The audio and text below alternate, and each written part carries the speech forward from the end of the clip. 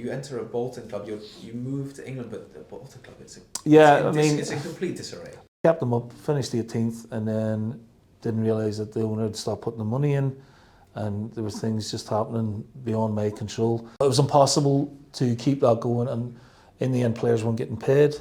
It's like essentially like a sinking ship. So from experience-wise, you go from one great experience to a difficult experience, but it's still an experience.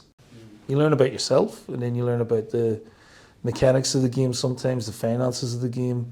I stayed because I had a loyalty to the chairman, and unfortunately he passed about 4 or 5 months later, so I mean, I'll put everything into perspective then.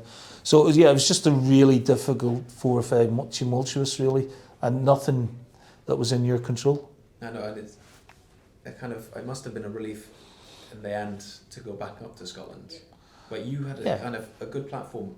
Like Hibs are in the Championship, but they're too big to be in the Championship. But yeah, they couldn't get out of the Championship, and they should have done. Yeah.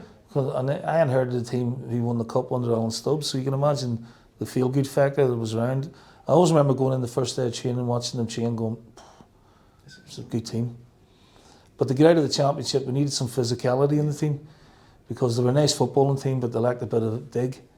So I got a goalkeeper in, Marciano, got Grant Holt in, who's a big striker, and I knew that Cummings would score goals. John McGinn, obviously, he was just coming through formatively.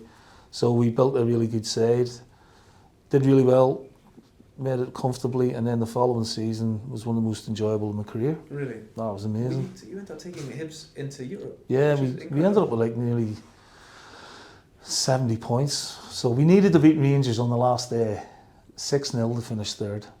So I just sent them out and said, look, no tactics today, just go for it.